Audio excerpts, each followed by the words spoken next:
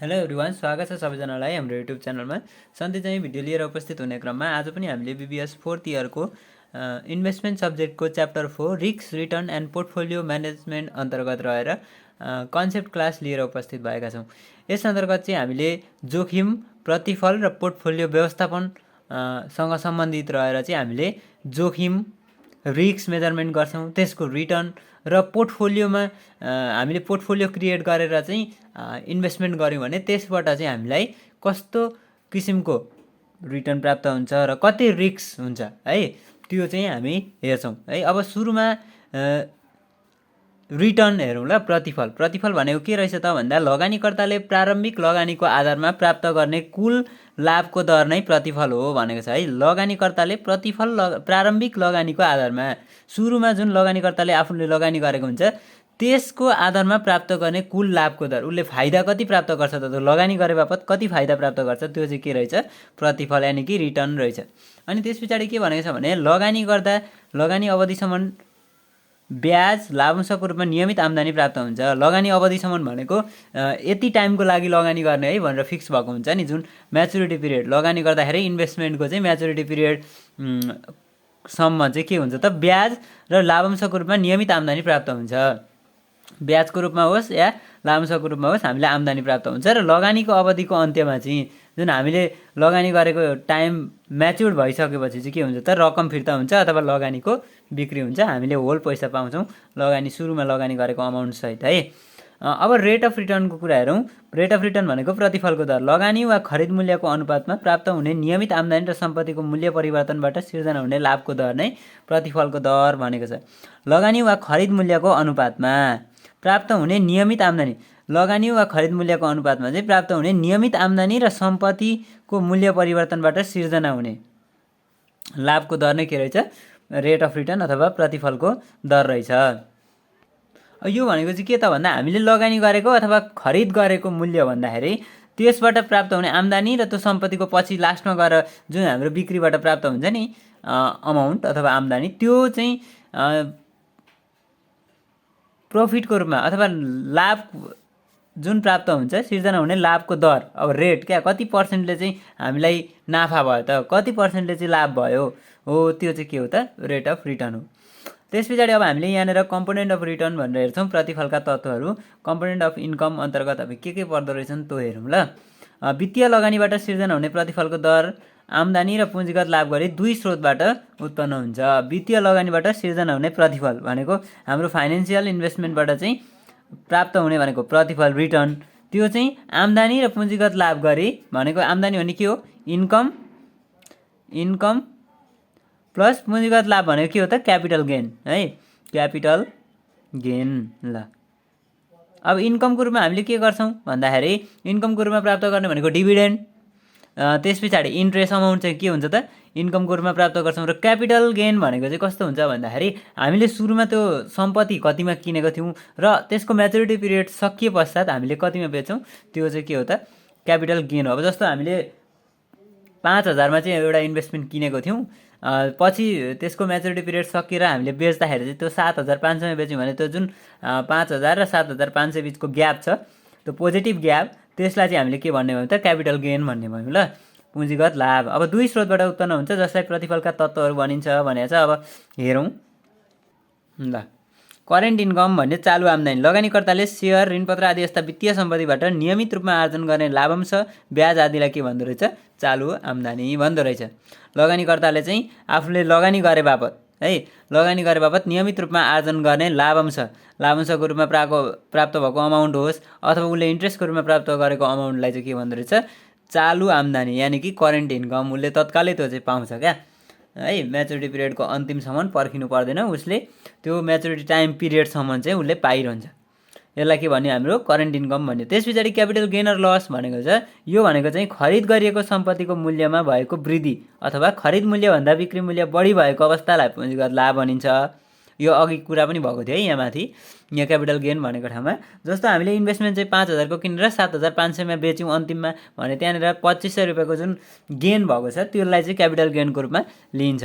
अथवा अब नोक्सानी चाहिँ कस्तो त भन्दाखेरि जस्तो 5,000मा किनेको पछि त्यसको मार्केट भ्यालु घटेर 3,500मा चाहिँ बेच्नु पर्यो अरे मानिलिउँ, भने त्यहाँनिर जुन 1500 छ त्यो 1500 चाहिँ घाटामा गयो क्या, त्यसलाई के भन्ने रहेछौँ त हामीले पुँजीगत नोक्सानी भनेर भन्ने रहेछौँ है। अब अर्को हामी हेर्छौँ टोटल रिटर्न भन्ने होला, कुल प्रतिफल।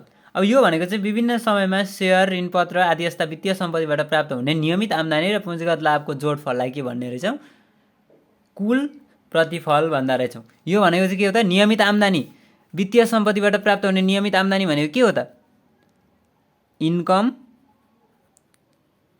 Plus capital gain, capital gain.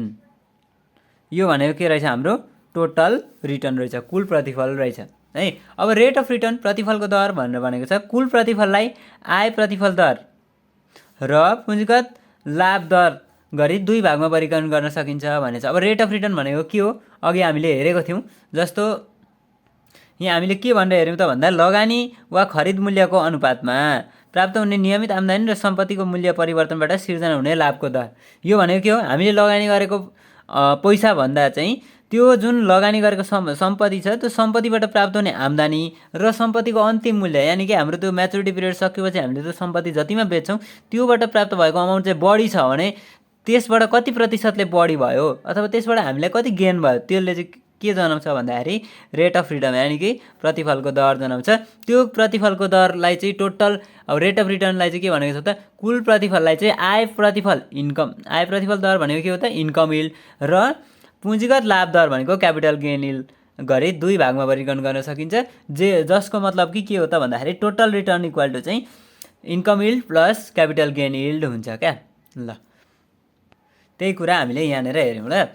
Total प्रतिफलको दर, कुल प्रतिफललाई चाहिँ आय प्रतिफल दर इन्कम यिल्ड र पुँजीगत लाभ दर क्यापिटल गेन यिल्ड गरी 2 भागमा वर्गीकरण गर्न सकिन्छ भन्यो। अब factor affecting level of return भन्दैछ, प्रतिफलको स्तर निर्धारण गर्ने तत्त्वहरू चाहिँ के रहेछन् भन्दाखेरि एउटा इन्टर्नल फ्याक्टर रहेछ र अर्को एक्सटर्नल फ्याक्टर रहेछ। यो चाहिँ थ्योरी पार्ट हो ल, यो थ्योरी पार्ट हो,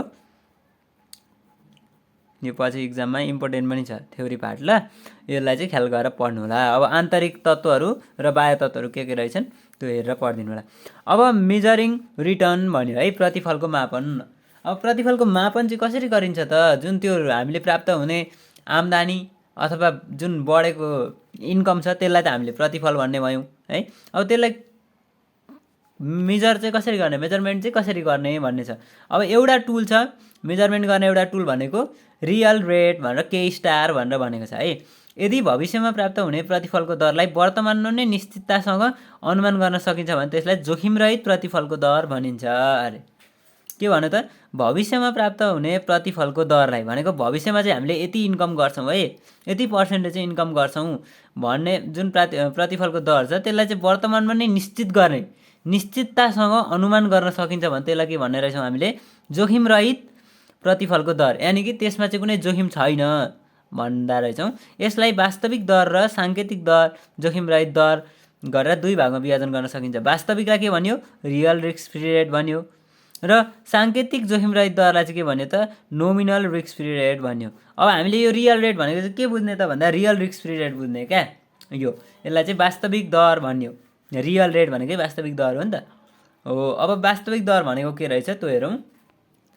मुद्रास्फीतिसँग सम्बन्धित जोखिम लगायत अन्य कुनै पनि प्रकारका असुली सम्बन्धित जोखिम नभएका धितोपत्रमा उल्लेख गरिएको प्रतिफल दरलाई के भन्यो, वास्तविक दर भन्यो अथवा वास्तविक जोखिमरहित दर भनिँदो रहेछ।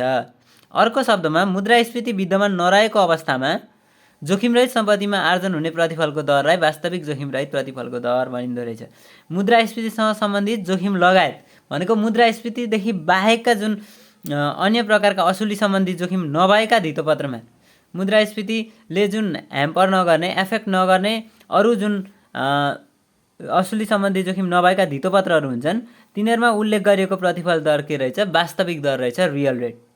वास्तविक जोखिमरहित दर पनि भनिँदो रहेछ यसलाई है, रियल रिस्क फ्री रेट भन्छ क्या। जोखिमरहित दर भनेको चाहिँ रिस्क फ्री भन्छ, जोखिमरहित, अनि दर भनेको रेट। अर्को शब्दमा मुद्रास्फीति विद्यमान नरहेको, मुद्रास्फीति विद्यमान नरहेको अवस्थामा जोखिमरहित सम्पत्तिमा आर्जन हुने, जोखिमै नभएका सम्पत्तिहरू। मुद्रास्फीति विद्यमान नहुने भनेको के हो त भन्दाखेरि इन्फ्लेसन क्या, मूल्य बढिरहेको अवस्था जुन त्यो हुन्छ अर्थतन्त्रमा, त्यो चाहिँ नरहेको, विद्यमान नरहेको अवस्था भनेको अर्थतन्त्रमा चाहिँ मुद्रास्फीतिले चाहिँ कुनै इफेक्ट नगर्ने अवस्थामा भन्न खोजेको क्या। यो मुद्रास्फीति विद्यमान नरहेको अवस्थामा जोखिमरहित सम्पत्तिमा आर्जन हुने प्रतिफलको दरलाई के भन्ने हो? वास्तविक जोखिमरहित प्रतिफलको दर भन्ने हो। त्यो चाहिँ रियल रेट अथवा रियल रिस्क फ्री रेट हो। अब साङ्केतिक र वास्तविक जोखिमरहित ब्याजको फरक मुद्रास्फीति प्रिमियम हो भनेको छ। साङ्केतिक भनेको के हो त? नोमिनल र रियल। जोखिमरहित भनेको नोमिनल रिस्क फ्री रेट र रियल रिस्क फ्री रेटको जुन फरक हुन्छ त्यो चाहिँ के रहेछ? हाम्रो इन्फ्लेसन प्रिमियम भन्ने रहेछ। क्वेसनमा यदि इन्फ्लेसन प्रिमियम हामीलाई निकाल्नु पर्ने छ अथवा इन्फ्लेसन प्रिमियमको अवस्था दिएको छ तर हामीलाई इन्फ्लेसन प्रिमियम डाइरेक्ट दिएको छैन, नोमिनल रिस्क फ्री रेट र रियल रिस्क फ्री रेट दिएको रहेछ भने चाहिँ हामीले के गर्ने भयौँ त? जुन नोमिनल रिस्क फ्री रेट र रियल रिस्क फ्री रेटको ग्याप हुन्छ अथवा डिफ्रेन्स हुन्छ त्यसलाई चाहिँ हामीले के भन्ने भयौँ? इन्फ्लेसन प्रिमियम भनेर क्यालकुलेसन गर्छौँ अथवा इन्फ्लेसन प्रिमियम भनेर हामी हिसाब गर्छौँ है। ल अब अरू हेरौँ। अर्को छ नोमिनल रिस्क फ्री रेट, साङ्केतिक जोखिमरहित दर। अघि हामीले के पढ्यौँ? वास्तविक पढ्यौँ। त्यसमा चाहिँ मुद्रास्फीति विद्यमान नरहेको अवस्थामा चाहिँ जोखिमरहित सम्पत्तिहरूमा आर्जन हुने प्रतिफललाई हामीले रियल रिस्क फ्री रेट भनेको थियौँ। अब साङ्केतिक जोखिमरहित दर भनेको के रहेछ भन्दाखेरि मुद्रास्फीतिको कारणबाट उत्पन्न हुने जोखिम बाहेक अन्य कुनै पनि जोखिम विद्यमान नरहेको प्रतिफललाई चाहिँ के भन्यो? साङ्केतिक जोखिमरहित प्रतिफलको दर भन्यो। ठिक छ। अब यो भनेको चाहिँ के त भन्दाखेरि मुद्रास्फीतिको कारणले चाहिँ उत्पन्न हुने प्रतिफलको दर भन्दा पनि भयो क्या यहाँनिर। यसले इन्डाइरेक्टली यही भन्न खोजेको। जस्तो मुद्रास्फीतिको कारणबाट उत्पन्न हुने जोखिम बाहेक, त्यो जुन मुद्रास्फीतिको कारणबाट जोखिम उत्पन्न हुन्छ त्योदेखि बाहेक अन्य कुनै पनि जोखिम विद्यमान नरहेको भनेको अरू कुनै जोखिम नभएको प्रतिफलको दर चाहिँ के रहेछ त भन्दाखेरि साङ्केतिक जोखिमरहित प्रतिफलको दर रहेछ। यसको मतलब के हो त भन्दा मुद्रास्फीतिको कारणबाट उत्पन्न हुने प्रतिफलको दर चाहिँ साङ्केतिक जोखिमरहित प्रतिफलको दर रहेछ। अर्को शब्दमा मुद्रास्फीति बाहेक अन्य सबै प्रकारका जोखिमबाट मुक्त भएको प्रतिफलको दरलाई साङ्केतिक जोखिमरहित प्रतिफलको दर भनिन्छ भनेर भनेको छ। जुन ट्रेजरी बिल भनेर हामीले यहाँनिर इक्जाम्पल दिउँ, यो चाहिँ हाम्रो इन्फ्लेसनको कारणले के हुन्छ त? प्रभावित हुन्छ है। इन्फ्लेसनले चाहिँ यसलाई एफेक्ट गर्छ। त्यो चाहिँ के रहेछ? नोमिनल रिस्क फ्री रेटको एउटा इक्जाम्पल रहेछ ट्रेजरी बिल। अब अर्को छ आवश्यक प्रतिफलको दर, रिक्वायर्ड रेट अफ रिटर्न भनेर भनियो। बजार जोखिम वहन गरेको अनुपातमा कुनै लगानीबाट आर्जन गर्नुपर्ने न्यूनतम प्रतिफलको दरलाई नै आवश्यक प्रतिफल दर भनिन्छ। भनेको बजार जोखिम त वहन गर्नैपर्छ हामीले लगानी गर्दा है। अब बजार जोखिम वहन गरेको अनुपातमा जति मात्रामा हामीले बजार जोखिम वहन गरेका छौँ त्यो लगानीबाट आर्जन गर्नुपर्ने न्यूनतम कम्तीमा हामीले कति कमाउने त? त्यो जुन हाम्रो जुन नाफा हुनु होस् अथवा नाफा नहोस्, ठ्याक्क हाम्रो जुन एक्चुअल हुन्छ नि, जस्तो हामीले मानिलिउँ 500 रुपियाँ चाहिँ मानौँ ल, सपोज 500 रुपियाँ चाहिँ हामीले लगानी गर्दाखेरि लाग्यो भने हामीले न्यूनतम के गर्नु पऱ्यो? न्यूनतम पनि 500 चाहिँ कमाउनै पऱ्यो है। न्यूनतम 500 पनि कमाउनै पऱ्यो। अब त्योभन्दा घटी कमायो भने त के भयो त? हामीलाई घाटा भयो है। त्योभन्दा बढी कमायो भने नाफा भयो। त्यो न्यूनतम कम्तीमा पनि 500 चाहिँ कमाउनै पऱ्यो भन्ने हो क्या यो। जस्तै अब यहाँनिर 500 को कुरा गर्यो, यहाँ चाहिँ के हुन्छ त भन्दाखेरि पर्सेन्टेजको कुरा हुन्छ। बजार जोखिम वहन गरेको अनुपातमा कुनै लगानीबाट आर्जन गर्नुपर्ने न्यूनतम प्रतिफलको दर रेट यति % भन्ने क्या। जस्तो मानिलिउँ कि बजार जोखिम चाहिँ हामीले कति % वहन गऱ्यौँ त भन्दा 15% चाहिँ हामीले बजार जोखिम वहन गऱ्यौँ। अब न्यूनतम प्रतिफलको दर चाहिँ कति भयो त? आवश्यक न्यूनतम प्रतिफलको दर भने चाहिँ हाम्रो त्यही 15% भयो। 15% अथवा सोभन्दा बढी चाहिँ हाम्रो के हुने भयो त? त्योभन्दा बढी कमाउने चाहिँ हाम्रो लक्ष्य हुनु पर्यो। त्यो जुन बजार जोखिम वहन गरेको अनुपातमा कुनै लगानीबाट आर्जन गर्नुपर्ने न्यूनतम प्रतिफलको दर चाहिँ हाम्रो आवश्यक प्रतिफलको दर अथवा रिक्वायर्ड रेट अफ रिटर्न, त्यति चाहिँ हामीलाई आवश्यक पर्छ है। त्यति चाहिँ हामीले त्यति चाहिँ प्रतिफल बनाउनै पर्छ भन्ने चाहिँ यसले बुझाउँछ है। अब यहाँ के भन्यो भन्दाखेरि कुनै पनि विकल्पमा लगानी गर्नको लागि उक्त लगानीको अपेक्षित प्रतिफलको दर आवश्यक प्रतिफलको दरभन्दा उच्च हुनुपर्छ। कुनै विकल्पमा चाहिँ लगानी गर्ने कि नगर्ने, अब त्यसलाई हामीले एनालाइसिस गर्नु पर्यो। एनालाइसिस के आधारमा गर्छौँ त भन्दाखेरि त्यसको अपेक्षित प्रतिफल, त्यसबाट कस्तो रिटर्न प्राप्त गर्छौँ त हामीले एक्सपेक्टेसन गर्ने क्या है। त्यसबाट चाहिँ हामीले मानिलिउँ सपोज एउटा इन्भेस्टमेन्ट गर्न खोज्दैछौँ, त्यसबाट चाहिँ हाम्रो अपेक्षित प्रतिफल चाहिँ 20% छ अरे है। त्यसबाट हामीले 20% चाहिँ रिटर्न पाउँछौँ भन्ने हामीले अपेक्षा गऱ्यौँ र आवश्यक प्रतिफल दर चाहिँ त्यसको कति त? अब आवश्यक प्रतिफल दर भनेको चाहिँ जस्तो 18 छ भने हामीले त्यहाँनिर लगानी गर्न सक्यौँ क्या। 18% चाहिँ रिक्वायर्ड रेट अफ रिटर्न हो, अनि हाम्रो एक्सपेक्टेड रिटर्न चाहिँ 20% भयो भने त्यहाँनिर लगानी गर्न सक्यौँ। किनभने अपेक्षित प्रतिफलको दर चाहिँ आवश्यक प्रतिफल दरभन्दा उच्च भयो नि त। अपेक्षित हामीले अपेक्षा कति गऱ्यौँ? 20% गऱ्यौँ, तर रिक्वायर्ड रेट अफ रिटर्न चाहिँ कति रहेछ त? 18% रहेछ भने त्यहाँ हामीले के गर्न सक्छौँ त? त्यहाँ लगानी गर्न सक्छौँ। त्यो चाहिँ हाम्रो उपयुक्त विकल्प हुन सक्छ। अब यहाँनिर अन्डर प्राइस र ओभर प्राइस अनि करेक्टली प्राइसको कुरा गरेको छ। जस्तो अन्डर प्राइस कस्तो अवस्थामा हुने, ओभर प्राइस कस्तो अवस्थामा हुने र करेक्टली प्राइस कस्तो अवस्थामा हुने, के यो लगानी चाहिँ करेक्टली प्राइस भएको छ त अथवा छैन भने के छ, अन्डर प्राइस छ कि ओभर प्राइस छ भनेर हामीलाई क्वेसनले सोधिदिन्छ क्या। त्यो अवस्थामा हामीले कसरी थाहा पाउने भन्दाखेरि जस्तो आवश्यक प्रतिफल दर भनेको के हो? Required rate of return. Required rate of return चाहिँ भन्दा अपेक्षित औसत दर बढी भयो भने अन्डर प्राइस हुँदो रहेछ। भनेको एक्सपेक्टेड चाहिँ बढी भयो भने, जुन रिक्वायर्ड रेट अफ रिटर्न छ त्योभन्दा एक्सपेक्टेड रेट अफ रिटर्न बढी भयो भने चाहिँ है त्यसमा के हुने रहेछ? अन्डर प्राइस हुने रहेछ। अब अर्को के छ? रिक्वायर्ड रेट अफ रिटर्न चाहिँ एक्सपेक्टेड रेट अफ रिटर्न भन्दा कम भयो भने त्यहाँनिर के हुने रहेछ? ओभर प्राइस हुने रहेछ। र अर्को भनेको दुईवटा चाहिँ बराबर भयो भने के हुने रहेछ? त्यहाँ चाहिँ करेक्टली प्राइस भएको कन्डिसन हुने रहेछ।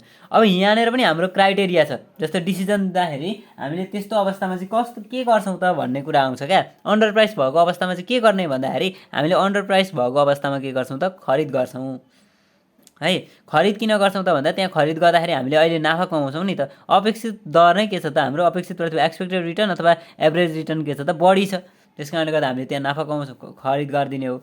अब ओभर प्राइस भनेको चाहिँ आवश्यक प्रतिफल दरभन्दा अपेक्षित प्रतिफल दर कम भयो भने क्या, minimum required rate of return चाहिँ एक्सपेक्टेड रिटर्नभन्दा कम भयो भने त्यहाँनिर चाहिँ हामीले के गर्छौँ त? सेल्स गरिदिन्छौँ है। अब करेक्टली प्राइस छ भने चाहिँ वेट एन्ड सी भन्छ क्या, पर्ख र हेर भन्छ। अब ओभर प्राइस भएको बेलामा हामीले बेच्ने भयौँ, अन्डर प्राइस भएको बेलामा किन्ने भयौँ। आवश्यक प्रतिफल दर चाहिँ कमी भएको बेला किन्छौँ, बढी भएको बेला बेचिदिन्छौँ है। अनि त्यस पछाडि करेक्टली प्राइस छ भने वेट एन्ड सी भन्ने डिसिजन हामीले दिन्छौँ। अब अर्को छ होल्डिङ पिरियड अफ रिटर्न। त्यो पनि हेरौँ।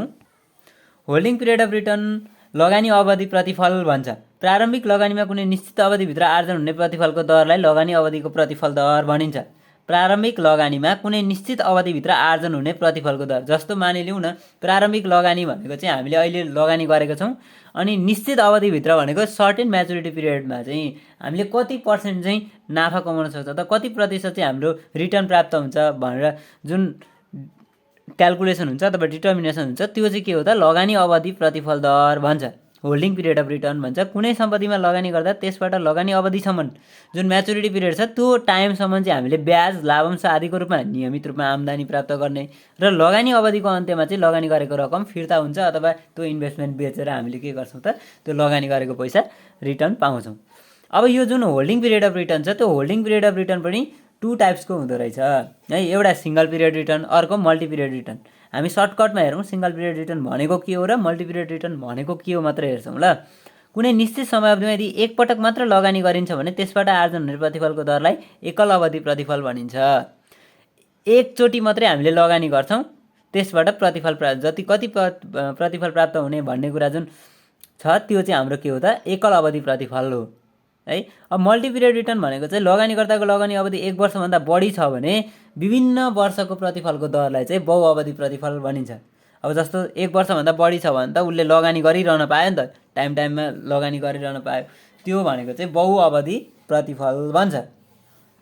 अब हामी अर्को चाहिँ एनुअलाइज रेट अफ रिटर्न हेर्छौँ, वार्षिक प्रतिफल दर। त्यो पनि हेरौँ ल। एनुअलाइज रेट अफ रिटर्न भनेर वार्षिक प्रतिफल दर भन्यो 2 वा 2 भन्दा बढी समयावधिको आवधिक दर पेरियोडिक रेटलाई सदर वार्षिक दरमा परिवर्तन गर्नुपर्ने हुन्छ, जुन दरलाई वार्षिकीकृत दर भनिन्छ भनेको छ। 2 वा 2 भन्दा बढी समयावधिको भनेको जस्तो आवधिक दर, 2 वा 2 भन्दा बढी समयावधिको आवधिक दर भनेको चाहिँ जस्तो 1 वर्षमा चाहिँ मानिलिउँ सेमी एनुअल कम्पाउन्डिङ हुन्छ अरे क्या, अर्धवार्षिक कम्पाउन्डिङ हुन्छ भने त्यहाँनिर के भयो त? पेरियोडिक रेट 2टा भयो नि। त्यसलाई सदर वार्षिक दरमा परिवर्तन गर्नुपर्ने हुन्छ। जस्तो वार्षिक दरमा परिवर्तन गर्दा के गर्नु पर्यो त? त्यसलाई भन्दा इन्टु 2 गर्नु पर्यो, ठिक छ। अर्को हाम्रो क्वार्टरली हुन्छ, क्वार्टरलीलाई के गर्नु पर्यो? हामीले इन्टु 4 गर्नु पर्यो, क्वार्टरलीलाई इन्टु 4 गर्नु पर्यो। 4वटा क्वार्टर हुन्छ नि त वर्षमा, हो। त्यसलाई चाहिँ के भन्ने भयो? हामीले एनुअलाइज रेट अफ रिटर्न भन्छौँ। जुन हाम्रो पेरियोडिक रेट निकालेको हुन्छ त्यसलाई चाहिँ हामीले मल्टिप्लाई गर्ने क्या। जस्तो सेमी एनुअल छ भने इन्टु 2 गर्छौँ र क्वार्टर छ भने के गर्छौँ त हामी इन्टु 4 गर्छौँ। मन्थली छ भने चाहिँ हामीले इन्टु 12 गर्नुपर्ने हुन्छ। अब एक्सपेक्टेड रेट अफ रिटर्न भनेको छ अपेक्षित प्रतिफलको दर। अघि पनि हामीले कुरा गरेका थियौँ। एक्सपेक्टेड रेट अफ रिटर्न भनेको चाहिँ लगानीबाट भविष्यमा आर्जन हुन सक्ने अपेक्षित अथवा अनुमानित प्रतिफलको दर चाहिँ के हो त अपेक्षित प्रतिफलको दर हो। भनेको हामीले आज लगानी गरेको छौँ त्यो लगानीबाट चाहिँ हामीलाई फ्युचरमा यति प्राप्त हुन्छ है, यति नाफा प्राप्त हुन्छ अथवा यति प्रतिशत चाहिँ हामीले रिटर्न प्राप्त गर्छौँ है भनेर जुन अपेक्षा गरिएको हुन्छ त्यो चाहिँ अपेक्षित प्रतिफलको दर हो। विगतको प्रतिफलको दर र सम्भाव्यता वितरणको आधारमा चाहिँ हामीले अपेक्षित प्रतिफलको दर निर्धारण गर्न सक्छौँ भन्यो। विगतमा कस्तो प्रतिफल पाइरहेछौँ कुनै प्रोजेक्टमा लगानी गर्दै गर्दाखेरि, जस्तो एउटै सिमिलर टाइपको प्रोजेक्टहरू धेरै हुन्छन्, त्यो सिमिलर टाइपको प्रोजेक्टमा लगानी गर्दै गर्दाखेरि हाम्रो पास्ट एक्सपिरियन्स यानि कि विगतमा चाहिँ हामीले त्यसबाट कस्तो प्रतिफल प्राप्त गरिरहेका छौँ त्यसको आधारमा पनि भयो। अथवा त्यहाँ जुन त्यो लगानी गर्दाखेरि त्यसबाट प्राप्त हुने प्रतिफलको सम्भावना कति छ त, त्यसले कति रिटर्न दिन सक्ला त भनेर जुन सम्भाव्यता हुन्छ, सम्भावना प्रोबेबिलिटी, त्यसको आधारमा पनि हामीले के गर्ने रहेछौँ त भन्दा एक्सपेक्टेड रेट अफ रिटर्न चाहिँ डिटरमाइन गर्ने रहेछौँ है। अर्को छ के इन्टरनल रेट अफ रिटर्न भन्यो आन्तरिक प्रतिफलको दर। अब यसलाई चाहिँ के भनेर डेफिनेसन गर्न सक्यो अथवा डिफाइन गर्न सक्यो त भन्दाखेरि लगानीको लागत र भविष्यको नगद प्रवाहको वर्तमान मूल्यलाई बराबर बनाउने दर। लगानीको लागत भनेको के हो त कस्ट अफ इन्भेस्टमेन्ट। लगानीको लागत हामीले लगानी गर्दाखेरि कति कस्ट लागेको छ, कति कस्ट अफ इन्भेस्टमेन्ट भएको छ है, लगानीको लागत र भविष्यको नगद प्रवाहको वर्तमान मूल्य। ठिक छ, भविष्यको नगद प्रवाह फ्युचर क्यास फ्लोको चाहिँ आज प्रेजेन्टको भ्यालु क्या।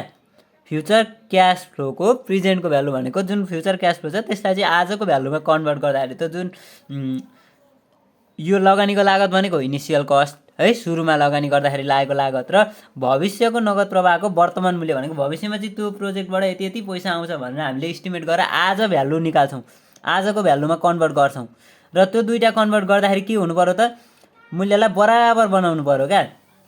जस्तो आज हाम्रो लगानीको लागत 10,000 छ, त्यो भविष्यको नगद प्रवाहको वर्तमान मूल्य भनेको जुन फ्युचरबाट प्राप्त हुने जुन हाम्रो इन्कम छ त्यो इन्कमको प्राइस चाहिँ आजको टाइममा भनेको आजको दिनमा चाहिँ के हुनु पर्यो त 10,000 छ भने 10,000 हुनु पर्यो। त्यो बनाउने दर चाहिँ के हो त, रेट चाहिँ के हो त भन्दाखेरि इन्टरनल रेट अफ रिटर्न यानि कि आन्तरिक प्रतिफलको दर हो। आजको हाम्रो इनिसियल इन्भेस्टमेन्ट र त्यो फ्युचरमा प्राप्त हुने जुन क्यास फ्लो छ नगद प्रवाह, त्यो नगद प्रवाहको आजको भ्यालुसँग बराबर बनाउने अथवा आजको भ्यालु चाहिँ त्यसलाई आजको भ्यालुमा कन्भर्ट गर्ने र त्यो लगानीको लागतसँग बराबर बनाउने दर चाहिँ के रहेछ इन्टरनल रेट अफ रिटर्न रहेछ। अथवा परिपक्व अवधि प्रतिफल पनि भन्दो रहेछ ल, यिल्ड टु म्याचुरिटी पनि भन्दो रहेछ यसलाई चाहिँ, परिपक्व अवधि प्रतिफल। अब हामीलाई त यहाँनिर नेपाली भन्दा पनि बढी इङ्ग्लिसको टर्महरू चाहिँ बुझ्नुपर्ने हुन्छ। Internal rate of return IRR अथवा यिल्ड टु म्याचुरिटी वाइटिएम भनेर हामीले पछि सोलुसनमा हेर्दाखेरि झुकिनु भएन है। आइआरआर भनेको अथवा YTM what is the yield to maturity on this bond अथवा अन दिस इन्भेस्टमेन्ट, यो इन्भेस्टमेन्टको चाहिँ हाम्रो यिल्ड टु म्याचुरिटी कति हो, परिपक्व अवधि प्रतिफल भनेर सोध्यो भने हामीले यही इन्टरनल रेट अफ रिटर्न निकाल्ने है भनेर सम्झिनु पर्यो। अब यहाँ के भनेको छ भने आइआरआर निर्धारण गर्दा परीक्षणको रूपमा विभिन्न डिस्काउन्ट फ्याक्टरहरू प्रयोग गरी भविष्यको नगद प्रवाहलाई वर्तमान मूल्यमा परिणत गरिन्छ। अब भविष्यमा प्राप्त हुने जुन क्यास फ्लोहरू छन् त्यसलाई त आजको भ्यालुमा कन्भर्ट गर्नुपर्ने छ। किन कन्भर्ट गर्ने त भन्दा जुन आजको लगानीको लागत छ र त्यो भविष्यका नगद प्रवाहको मूल्य दुईटालाई त बराबर बनाउनु छ नि त हामीले, त इन्टरनल रेट अफ रिटर्नमा त दुईटा भ्यालुलाई त हामीले बराबर बनाउनु पर्यो, इक्वल बनाउनु पर्यो। त्यस कारणले गर्दाखेरि त्यो गर्नको लागि चाहिँ विभिन्न डिस्काउन्ट फ्याक्टरहरू प्रयोग गरिन्छ अनि उक्त वर्तमान मूल्य लगानीसँग तुलना गरिन्छ। त्यो जुन हामीले निकालेको हुन्छ आजको भ्यालुमा कन्भर्ट गरेको हुन्छ, फ्युचर क्यास फ्लोहरूलाई चाहिँ टुडे प्राइसमा कन्भर्ट गरेको हुन्छ, त्यो चाहिँ हाम्रो लगानीसँग भनेको हामीले सुरुमा लगानी गर्दा कति पैसा खर्च भएको छ अथवा कति अमाउन्ट चाहिँ हामीले इन्भेस्टमेन्ट गरेको छौँ त्योसँग कम्पेयर गरिन्छ। जुन डिस्काउन्ट रेटमा भविष्यको नगद प्रवाहको मूल्य बराबर हुन्छ त्यही डिस्काउन्ट रेट नै, जुन रेटमा है, अब विभिन्न रेटमा डिस्काउन्ट फ्याक्टरमा प्रयोग गरी भविष्यको नगद प्रवाह भनेको छ। अब हामीले यहाँनिर त के हो त ट्रायल एन्ड इरर मेथडै हो, हामीले यतिमा ट्राई गर्दा हुन्छ कि त्योभन्दा अलि बढीमा ट्राई गर्दा हुन्छ कि भन्ने कुरा न हो। यो आन्तरिक प्रतिफलको दर निकाल्दाखेरि त हामीले एक्ज्याक्ट निकाल्नको लागि चाहिँ ट्राई गर्नुपर्ने हुन्छ क्या। त्यो ट्राई गर्दाखेरि अब जुन डिस्काउन्ट रेटमा है, जुन रेटमा चाहिँ हाम्रो भविष्यको नगद प्रवाहको वर्तमान मूल्य भनेको जुन फ्युचर क्यास फ्लो छन् त्यसको आजको प्रेजेन्ट भ्यालु र लगानीको मूल्य बराबर हुन्छ, त्यही रेट नै हाम्रो के रहेछ त आइआरआर रहेछ है। त्यो आइआरआर रहेछ। अब त्यो आइआरआर निकाल्ने त्यो पनि हामीले गर्नुपर्ने हुन्छ, त्यो प्रोसेस पनि यो च्याप्टरसँग सम्बन्धित न्युमेरिकलमा है। अब अर्को छ ग्रोथ रेट, वृद्धि दर भन्छ। ल अब ग्रोथ रेट भनेको चाहिँ वर्तमानको रकम जति प्रतिशत दरले वृद्धि हुन्छ त्यसलाई नै वृद्धि दर भनिन्छ। मानिलिउँ आज चाहिँ लु 500 रुपियाँ छ, अब 1 वर्ष पछाडि त्यो 500 चाहिँ कतिले बढ्ने त? जस्तो मानिलिउँ 550 भयो अरे, अब त्यो जुन 500 बाट 550 हुँदाखेरि कति प्रतिशतले वृद्धि भयो, त्यो चाहिँ के हो? हाम्रो वृद्धि दर हो। यदि लगानीको नगद प्रवाह, त्यसको वर्तमान मूल्य र समय अवधि दिएको छ भने, लगानीको नगद प्रवाह भनेको क्यास फ्लो, हामीले लगानी गर्दाखेरि फ्युचरमा हामीले कति कति रिटर्न पाउँछौँ त्यो दिएको छ। अनि त्यसको वर्तमान मूल्य भनेको हामीले लगानी गर्दाखेरिको सुरुको अमाउन्ट कति हो त्यो, र म्याचुरिटी पिरियड दिएको छ भने ती जानकारीको आधारमा वर्तमान मूल्य वा भावी मूल्य कुनै एकलाई आधार बनाएर भनेको फ्युचर भ्यालु अथवा प्रेजेन्ट भ्यालु कुनै एउटामा हामीले बेस मानेर अथवा एउटालाई चाहिँ बेसको रूपमा लिएर हामीले के गर्न सक्ने रहेछौँ? ग्रोथ रेट पत्ता लगाउन सक्ने रहेछौँ है। यो पछि न्युमेरिकल गर्दाखेरि अझ क्लियर हुन्छ। अहिले हामीले यहाँ जस्ट थ्योरीको रूपमा हेरेका हौँ है। अब अर्को टपिक हेरौँ। अब हामीले रिटर्न, ग्रोथ रेट सबै हेरिसकेपछि अब रिस्कतिर जाउँ ल। जोखिम भनेको चाहिँ के हो त भन्दाखेरि अपेक्षित प्रतिफल प्राप्त हुन नसक्ने सम्भावनालाई के भनियो? जोखिम भनियो। अब अघि त हामीले के भन्यौँ? अपेक्षित प्रतिफल प्राप्त गर्छौँ, एक्सपेक्टेड रिटर्न, जुन हामीले लगानी गर्दाखेरि प्राप्त गर्ने हो त्यो रिटर्न प्राप्त गर्न सक्छौँ त भनियो, प्राप्त हुन्छ पनि भनियो। तर अब त्यहाँनिर पनि विभिन्न कन्डिसन हुन्छ नि त। जस्तो हामीले त्यो प्राप्त गर्नको लागि त्यो प्राप्त गर्ने सिलसिलामा विभिन्न अवरोधहरू खप्नुपर्छ। त्यो प्राप्त हुन नसक्ने अवस्था चाहिँ के हो त? जोखिम हो है। कुनै सम्पत्ति वर्तमान समयमा लगानी गरिन्छ जुन निश्चित हुन्छ। हामीले अहिले इन्भेस्टमेन्ट गरेको त निश्चित हुन्छ नि त। मानिलिउँ न हामीले कुनै एउटा इन्भेस्टमेन्ट, कुनै एउटा प्रोजेक्टमा चाहिँ इन्भेस्टमेन्ट गऱ्यौँ भने हामीले यति पैसा तिर्ने भनेर हामीलाई डिटर्माइन गर्न पनि सजिलो हुन्छ र त्यति पैसा हामी तत्काल तिर्छौँ, त्यो चाहिँ निश्चित हुन्छ। तर त्यसबाट प्राप्त हुने प्रतिफल, अब त्यो हामीले लगानी गरेको चाहिँ त्यसको फ्युचरमा चाहिँ त्यसको मूल्य बढ्न पनि सक्छ अथवा घट्न पनि सक्छ, त्यो हामीलाई थाहा हुँदैन नि त, जुन चाहिँ अनिश्चित हुन्छ। किन? त्यो चाहिँ फ्युचरसँग रिलेटेड भयो नि त, भविष्यमा निहित हुन्छ, जुन अनिश्चित छ। अपेक्षित प्रतिफलमा आउन सक्ने परिवर्तनलाई पनि जोखिम भन्न सकिन्छ। अब अपेक्षित प्रतिफल भनेको कस्तो भने, जस्तो हामीले चाहिँ आज हामीले मानिलिउँ एउटा सेयरलाई चाहिँ 400 रुपियाँका दरले, एउटा सेयरको मूल्य चाहिँ 400 का दरले हामीले 200 वटा सेयर किन्यौँ, सपोज है 200 वटा सेयर किन्यौँ। अब त्यो 200 वटा सेयर किनेकोमा हाम्रो चाहिँ अब अपेक्षा के गरेका छौँ भन्दा 400 मा किनेका छौँ, त्यो चाहिँ अब हाम्रो 600 हुन्छ भनेर हामीले अपेक्षाले किनेका हौँ। यो बढेर चाहिँ हाम्रो 600 मा जान्छ, मलाई यति नाफा हुन्छ अथवा यति फाइदा हुन्छ भनेर हामीले त्यो जुन एक्सपेक्टेसन राखेर हामीले त्यो किन्यौँ। अब त्यो पछि बढेर गयो, बढ्न त बढ्यो तर कति भयो त? जम्मा कति भएछ? 400 मा किनेको 475 भएछ अरे क्या। हामीले एक्सपेक्ट गरेकोसँग मिट गर्यो त? गरेन। त्यो पनि हाम्रो के हो? रिस्क हो। अथवा यो भएन, 475 नभएर 400 को ठाउँमा अब कति भयो? 390 मात्रै भयो भने पनि हामीलाई त्यो के भयो त? त्यहाँनिर घाटा भयो। त्यो पनि हाम्रो के हो? रिस्क हो। ल अब रिस्क भनेको के हो त भन्दा अपेक्षित प्रतिफल जुन हामीले एक्सपेक्ट गरेको थियौँ त्यो प्राप्त नहुनु नै रिस्क रहेछ भन्ने पनि बुझ्यौँ। अर्को के छ? Measuring risk of single assets, एकल सम्पत्तिको जोखिम मापन भन्छ। अब त्यो कुन कुन तरिकाले, कुन कुन टुलहरू युज गरेर हामीले रिस्क मेजर गर्न सक्छौँ भन्दाखेरि एउटा भेरिएन्स, अर्को स्ट्यान्डर्ड डेभिएसन। यो भेरिएन्स र स्ट्यान्डर्ड डेभिएसन एकदमै रिलेटेड हुन्। भेरिएन्सलाई हामीले रुट अन्डरभित्र राख्यौँ भने स्ट्यान्डर्ड डेभिएसन प्राप्त हुने हो। अहिले हामी हेर्छौँ। अर्को भनेको कोफिसिएन्ट अफ भेरिएसन भन्छ, त्यसले चाहिँ पर युनिट रिस्क मेजरमेन्ट गर्ने काम पनि गर्छ। त्यो हामी अब सट्ट धेरै हेर्दैनौँ, यहाँनिर जस्ट हामी डेफिनेसन मात्रै हेर्छौँ। पछि हामीले क्वेसन गर्दाखेरि हामीले यो सिबीको काम यो रहेछ, स्ट्यान्डर्ड डेभिएसनले यस्तो काम गर्दो रहेछ, भेरिएन्स यसरी निक्लिँदो रहेछ, यसरी चाहिँ हामीले भेरिएन्सलाई क्यालकुलेसन गरेर भेरिएन्सबाट यस्तो डिसिजन दिन सकिने रहेछ भन्ने कुरा डिटेल हेरिहाल्छौँ। अहिले चाहिँ जस्ट हामी के गर्छौँ त? भेरिएन्सको, स्ट्यान्डर्ड डेभिएसनको र कोफिसिएन्ट अफ भेरिएसनको डेफिनेसन मात्रै हेर्छौँ। ल औसत प्रतिफलबाट वास्तविक प्रतिफलको दरमा आउने भिन्नता के रहेछ? भेरिएन्स रहेछ। विचलन भनेको के हो त? भिन्नता त हो, आउने भिन्नता भनेकै भेरिएन्स हो। औसत प्रतिफल भनेको एभरेज रिटर्न र वास्तविक प्रतिफलको दरमा आउने भिन्नता। एभरेज रिटर्न र केमा? एक्चुअल अथवा रियल रिटर्नको दरमा आउने भिन्नता है, रेटमा। जस्तो औसत प्रतिफल चाहिँ भनेको कति छ त? मानिलिउँ सपोज औसत प्रतिफल एभरेजमा चाहिँ कति छ अरे? 15 छ अरे।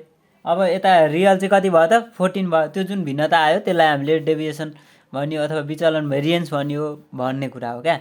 औसत प्रतिफलबाट वास्तविक प्रतिफलको दरमा आउने भिन्नता के रहेछ? विचलन रहेछ।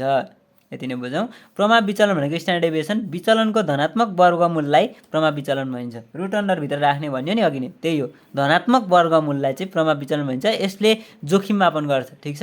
अघि मैले भनिसकेँ भेरिएन्स अनि त्यस पछाडि स्ट्यान्डर्ड डेभिएसन, यिनीहरूले भनेको ओभरअल रिस्क मेजर गर्छन्।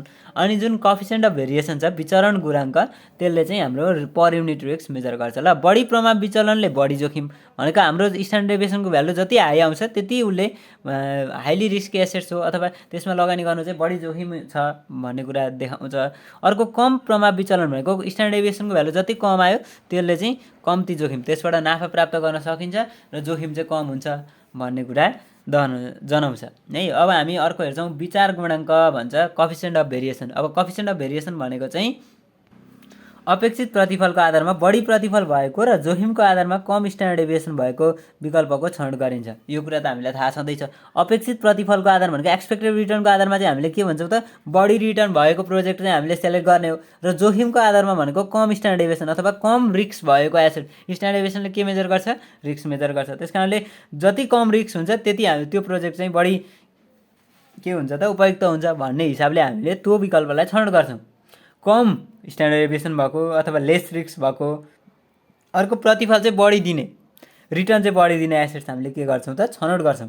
यदि दुवै विधिको निर्णयमा विवाद उत्पन्न भएमा, ठिक छ, जस्तो हाम्रो अपेक्षित प्रतिफलको दरबाट हेर्छौँ भने बढी प्रतिफल प्रोजेक्ट अब दुईवटा छन्, सपोज ए र बी छन्। एक्सपेक्टेड रिटर्न बढी भएको प्रोजेक्ट चाहिँ ए छ अरे, यसको के छ, एक्सपेक्टेड रिटर्न चाहिँ हाई छ अरे। अर्को बीको चाहिँ के छ त भन्दाखेरि, मानिलिउँ न दुइटै डिसिजन त एउटै आउनुपर्ने हो नि त हाम्रो विकल्प। जस्तो यसको चाहिँ के भयो त, बीको चाहिँ भन्दाखेरि स्ट्यान्डर्ड डेभिएसन कम छ अरे है। स्ट्यान्डर्ड डेभिएसन कम हुँदाखेरि हामीले एलाई रोज्न पनि सक्यौँ। हाम्रो यो अर्को यदि एक्सपेक्टेड रिटर्नको आधारमा हेर्छौँ भने एलाई रोज्न सक्यौँ, स्ट्यान्डर्ड डेभिएसनको आधारमा बीलाई रोज्न सक्यौँ। भनेपछि यो दुइटामा त कन्फ्लिक्ट भयो नि त। दुइटै एकैचोटि छान्नु पऱ्यो भने हामीले के आधार मानेर छान्ने त। यदि हामी एक्सपेक्टेड रिटर्नबाट जान्छौँ भने एलाई नै छान्नुपर्ने हुन्छ, किनभने यसको एक्सपेक्टेड रिटर्न बढी छ, यसले बढी प्रतिफल दिन्छ। अब अर्को भनेको बीको क्राइटेरियातिरबाट हेऱ्यौँ भने त्यसको रिस्क चाहिँ कम छ है, रिटर्न जति सुकै होस् रिस्क कम छ भने हामीले त्यसलाई पनि सेलेक्ट गर्न सक्यौँ। भनेपछि यो दुईवटा बिच कन्फ्लिक्ट भयो। त्यो कन्फ्लिक्ट भएको अवस्थामा चाहिँ प्रत्येक विकल्पको प्रति एकाइ जोखिमको मापन गर्नुपर्छ। एउटा युनिटबाट हामीलाई कति रिस्क हुन्छ है, पर युनिट रिस्क मापन गर्ने काम केले गर्छ त, विचार गुणाङ्क यानि कि कोएफिसिएन्ट अफ भेरिएसनले गर्छ। त्यसको मापन गर्नुपर्ने हुन्छ। यदि यी दुईवटा बिच कन्फ्लिक्ट आयो भने, एक्सपेक्टेड रिटर्न र हाम्रो रिस्कको कुरामा चाहिँ कन्फ्लिक्ट आयो भने हामीले पर युनिट रिस्क मेजर गर्नुपर्ने हुन्छ। यही प्रतिफलको अनुपात वहन गर्नुपर्ने सापेक्षित जोखिम वा प्रतिफल। यसरी प्रतिफलको अनुपातमा है, रिटर्नको अनुपातमा वहन गर्नुपर्ने सापेक्षित जोखिम रिलेटिभ रिस्क अथवा प्रति एकाइ जोखिमलाई हामीले के भन्ने भयौँ, विचार गुणाङ्क सिबी भन्ने भयौँ है। यति नै बुझौँ। अब अर्को छ हाम्रो पोर्टफोलियो। यो टपिक हो पोर्टफोलियो भनेको चाहिँ के त भन्दाखेरि एउटाभन्दा बढी विकल्पहरूमा लगानी गर्नु। जस्तो हाम्रो प्रोजेक्टहरू धेरै छन्, मार्केटमा चाहिँ धेरै प्रोजेक्ट छन्। मानिलिउँ हामीले चाहिँ सधैँ प्रोजेक्ट एमा मात्रै लगानी गर्छौँ है। अब त्यो मार्केटमा हाम्रो कन्डिसन राम्रो छ, जस्तो समय अनुकूल छ अथवा अनुकूल परिस्थितिमा हाम्रो त्यो प्रोजेक्ट एमै मात्रै लगानी गर्दाखेरि पनि नाफा हुन्छ। तर जुन समय अथवा हाम्रो मार्केट चाहिँ प्रतिकूल भइदियो है, प्रतिकूल भएर चाहिँ त्यो प्रोजेक्ट एमा लगानी गर्दाखेरि चाहिँ हाम्रो लगानी सबै डुब्छ। त्यो भन्न सकिँदैन नि त। फ्युचर भ्यालुहरू त अथवा जुन हामीले फ्युचरको प्रेडिक्सन त हाम्रो सही हुन्छ भन्ने पनि छैन, त्यहाँनिर रिस्क पनि हुन्छ। त्यस कारणले गर्दा एउटै सम्पत्तिमा लगानी गरिराख्दाखेरि कहिले अत्यधिक नाफा हुने, कहिले अत्यधिक घाटा हुने हुन्छ। अब एकभन्दा बढी विकल्पहरू हुन्छन् क्या, एबिसी भन्ने विभिन्न नामका एसेट्सहरू हुन्छन् बजारमा। त्यो एसेट्सहरूमा सर्टेन अमाउन्ट क्या, एमा ए सम्पत्तिमा अलिकति लगानी गर्ने, बीमा अलिकति लगानी गर्ने, सीमा अलिकति लगानी गर्ने हो। त्यो जुन एकभन्दा बढी विकल्पमा लगानी गरिन्छ भने त्यसलाई के भनिन्छ, पोर्टफोलियो भनिन्छ। अब हेरौँ ल अलिकति। एकभन्दा बढी विकल्पहरूमा लगानी गर्नुलाई पोर्टफोलियो भनिन्छ। यसलाई लगानी विविधीकरण अथवा लगानी सम्मिश्रण पनि भनिन्छ हो, इन्भेस्टमेन्ट मिक्सिङ पनि भनिन्छ नि त, सम्मिश्रण, ठिक छ। लगानी सम्मिश्रण किन त भन्दा एउटै मात्रै प्रोजेक्टमा लगानी गरेन, एउटाको अलिकतिमा लगानी गर्यो, अर्कोमा अलिकति लगानी गर्यो, अर्कोमा अलिकति लगानी गर्यो। यसले गर्दा के हुन्छ त भन्दा एउटामा घाटा भयो भने अर्कोतिरबाट नाफा हुन्छ। त्यो जुन त्यसरी नाफा भएको र घाटा भएको हामीले मेन्टेन गर्दाखेरि चाहिँ हाम्रो रिस्क चाहिँ के हुन्छ त, कम हुँदै जान्छ। अथवा हामीलाई नाफै पनि हुनसक्छ, एउटामा घाटा भएर अरू दुईटामा नाफा भइदियो भने त नाफा हुन पनि सक्ला, मेन्टेन गर्छ क्या जे होस् हो, त्यो लगानी समिश्रण भनिन्छ। सम्पूर्ण लगानीयोग्य रकम, हामीसँग जति अमाउन्ट छ लगानी गर्नको लागि भनेर छुट्याएको, त्यो रकम एक क्षेत्रमा मात्र लगानी गरेमा जोखिम बढी हुन्छ। ठिक छ, अघि मैले भने नि एउटा क्षेत्रमा लगानी गर्दाखेरि मार्केटमा अब प्रतिकूल समय आयो भने सिधै मार्केट घटेर हाम्रो के हुन्छ त, घाटामै जान्छ ड्याङ्गै। अब समय अनुकूल भयो, हाम्रो जुन प्राइस अफ सेयरहरू चाहिँ बढ्दै गयो, लगानीको मूल्य चाहिँ बढ्दै बढ्दै गयो भने त्यहाँनिर नाफा पनि हुन्छ, तर जोखिम चाहिँ एकदमै बढी हुन्छ क्या। नाफा हुने होस् अथवा घाटा हुने होस्, जोखिम बढी हुन्छ। तर एकभन्दा बढी क्षेत्रमा लगानी गरेमा एक क्षेत्रमा घाटा भए तापनि अर्को क्षेत्रको नाफाबाट सो क्षेत्रको घाटा परिपूर्ति हुने हुनाले कुल जोखिम पनि कम हुन्छ। हाम्रो ओभरअल के हुन्छ त, ओभरअल रिस्क नै कम्ती भइदिन्छ हामीले यदि पोर्टफोलियो क्रिएट गरेर इन्भेस्टमेन्ट गऱ्यौँ भने। अब यति बुझौँ यहाँनिर। अर्को पोर्टफोलियो रिटर्न भनेको छ, पोर्टफोलियोबाट चाहिँ प्राप्त हुने प्रतिफल। ठिक छ, एकभन्दा बढी सम्पत्तिहरूमा लगानी गर्दा सिर्जना हुने प्रतिफललाई पोर्टफोलियो प्रतिफल भनिन्छ भने यहाँभन्दा अलिक बढी भन्नुपर्छ जस्तो मलाई लागेन। किन भन्दाखेरि पोर्टफोलियोको कुरा बुझिसकेपछि त्यो पोर्टफोलियोमा लगानी गर्दाखेरि हामीलाई कति रिटर्न प्राप्त हुन्छ त्यही नै त हो पोर्टफोलियो प्रतिफल। यो जहिले पनि पोर्टफोलियोमा समावेश भएका व्यक्तिगत प्रतिफलको दर भनेको इन्डिभिजुअल एसेट्सको रिटर्न हुन्छ नि, त्यो र लगानी अनुपात हामीले त्यो पोर्टफोलियोमा, जस्तो इन्डिभिजुअल एसेट्स भनेको जे हुन सक्छन्, ए बी सी जे पनि हुन सक्छन्, यसको रिटर्न हेर्छौँ हामी। यसले भन्न खोजेको कुरा है, यो पोर्टफोलियो रिटर्न चाहिँ केमा डिटरमाइन हुन्छ अथवा केमा आधारित निर्भर गर्छ त, डिपेन्ड रहन्छ भन्दाखेरि एउटा भनेको इन्डिभिजुअल एसेट्स हुन्, यी इन्डिभिजुअल एसेट्स हुन्, इन्डिभिजुअल एसेट्स हुन्, यी इन्डिभिजुअल एसेट्सको रिटर्नमा भर पर्दो रहेछ एउटा। अर्को भनेको लगानी अनुपात, जस्तो मानिलिउँ यहाँनिर हामीले 30% लगानी गऱ्यौँ, यहाँ 50 लगानी गऱ्यौँ, अब यहाँ चाहिँ 20 लगानी गऱ्यौँ, हो यो लगानी गरेको अनुपातमा पनि डिपेन्ड गर्दो रहेछ। जस्तो मानिलिउँ कि यो प्रोजेक्ट ए भन्नेले चाहिँ हामीलाई हाई रिटर्न दिन्छ है, हाई रिटर्न दिन्छ, त्यसमा हामीले के गऱ्यौँ त 30% मात्रै लगानी गऱ्यौँ। अब बी भन्नेले चाहिँ हामीलाई रिटर्न कम दिन्छ तर 50% लगानी गऱ्यौँ भने यो चाहिँ के भयो त, यसबाट हाम्रो ओभरअल पोर्टफोलियोबाट प्राप्त हुने रिटर्न चाहिँ घटेर जाने भयो। किनभने बढी रिटर्न दिनेमा चाहिँ के हुने, लगानी के गऱ्यौँ त कम गऱ्यौँ, र कम रिटर्न दिनेमा लगानी बढी गऱ्यौँ नि त। त्यसले गर्दाखेरि चाहिँ हाम्रो के हुने भयो, पोर्टफोलियोको प्रतिफल चाहिँ हाम्रो प्रतिफलको दर, व्यक्तिगत प्रतिफलको दर भनेको त्यो प्रोजेक्ट जुन हामीले सेल गरेको हुन्छौँ, यो सम्पत्ति र यो सम्पत्ति यसमा चाहिँ यति यति लगानी गर्ने भनेर जुन सेलेक्ट गरेको हुन्छौँ, त्यो इन्डिभिजुअल एसेट्सहरूको रिटर्न र लगानी अनुपात भनेको हामीले त्यो जुन हामीसँग भएको टोटल पैसा मध्येमा त्यो इन्डिभिजुअल एसेट्समा चाहिँ कति कति अनुपातमा, मानिलिउँ 60% एउटामा गरियो, 10% एउटामा गरियो र अर्को बाँकी रहेको 30% चाहिँ अर्कोमा गरियो, हो यसरी जुन लगानी अनुपात हुन्छ त्यसमा पनि डिटरमाइन गर्ने भयो पोर्टफोलियो रिटर्न। ल अब अर्को पोर्टफोलियो रिस्क छ। पोर्टफोलियो रिस्क भनेको पनि एकभन्दा बढी सम्पत्तिमा लगानी गर्दा उत्पन्न हुने जोखिम नै पोर्टफोलियो जोखिम हो। यो 3टा तत्त्वबाट प्रभावित हुन्छ भन्यो। अब यो चाहिँ के तत्त्वबाट प्रभावित हुँदो रहेछ भन्दा पोर्टफोलियोमा समावेश गरेको सम्पत्तिको व्यक्तिगत जोखिम। अब यो रिटर्न मात्रै हुँदैन नि त, हामीले सम्पत्तिमा त कुनै सम्पत्तिमा लगानी गर्दाखेरि त्यसमा रिटर्न पनि हुन्छ, सँगसँगै रिस्क पनि हुन्छ। त्यो रिस्कको व्यक्तिगत सम्पत्तिको जोखिम, व्यक्तिगत जोखिममा समावेश भएका सम्पत्तिको व्यक्तिगत जोखिममा निर्भर हुने रहेछ पोर्टफोलियो रिस्क। अर्को के छ, लगानी अनुपात। लगानी अनुपातको कुरा यहाँ पनि आयो। पोर्टफोलियो रिटर्न र पोर्टफोलियो रिस्क दुइटैमा के हुने रहेछ भन्दाखेरि एउटा व्यक्तिगत प्रतिफलको दर भने जस्तै यहाँनिर व्यक्तिगत जोखिम, अर्को भनेको लगानी अनुपात। अब अर्को के छ भन्दा पोर्टफोलियोमा समावेश भएका सम्पत्तिको प्रतिफल बिचको सहगति अथवा सम्बन्धको प्रकृति भन्यो। पोर्टफोलियोमा समावेश भएका सम्पत्ति कस्तो नेचरका छन् त, जस्तो कि पोजिटिभ कोरिलेसन हुनसक्छ, तिनीहरूको बिचमा कोरिलेसन भन्छ क्या, यो सम्बन्धको प्रकृति अथवा सहगतिलाई चाहिँ कोरिलेसन भन्छ। कोरिलेसन चाहिँ अब पर्फेक्टली पोजिटिभ हुनसक्ला, पर्फेक्टली नेगेटिभ हुनसक्ला, अथवा 1 र -1को बिचमा हुनसक्ला। अब त्यो कन्डिसन पनि अहिले हामी हेर्छौँ। यहाँनिर के बुझ्नु पऱ्यो त भन्दाखेरि पोर्टफोलियो रिस्कलाई चाहिँ हाम्रो 3टा तत्त्वले प्रभाव पार्दो रहेछ। एउटा पोर्टफोलियोमा समावेश भएको व्यक्तिगत जोखिम, पोर्टफोलियोमा समावेश भएका सम्पत्तिको व्यक्तिगत जोखिम, अर्को लगानी अनुपात र अर्को कोरिलेसनले है, तिनीहरू बिचको सम्बन्ध कस्तो छ, सहगति कस्तो छ, त्यसले पनि डिटरमाइन गर्दो रहेछ पोर्टफोलियो रिस्कलाई, अथवा त्यो त्यहाँनिर डिपेन्ड हुँदो रहेछ पोर्टफोलियो रिस्क। ठिक छ। अब अर्को भनेको छ determination of portfolio risk by using standard deviation. Standard डेभिएसनको युज गरेर चाहिँ पोर्टफोलियो रिस्क कसरी निर्धारण गर्ने, कसरी निकाल्ने, कसरी क्यालकुलेसन गर्ने भन्ने कुरा छ, त्यो पनि अलिकति हेरौँ ल। अब विगतको प्रतिफलको आधारमा भन्यो, एउटा हिस्टोरिकल रिटर्न हुन्छ, अर्को प्रोबेबिलिटीको केस हुन्छ। हाम्रो यो चाहिँ स्ट्यान्डर्ड डेभिएसन निकाल्दाखेरि लागु भइरहने कुरा है, एउटा हिस्टोरिकल रिटर्नको आधारमा, अर्को स्ट्यान्डर्ड डेभिएसनको आधारमा। अब विगतको प्रतिफलको आधारमा पोर्टफोलियोको जोखिम निर्धारण गर्दा सुरुमा लगानीको अनुपातमा प्रत्येक समय अवधिको आवधिक प्रतिफल दर निर्धारण गरिन्छ। ठिक छ।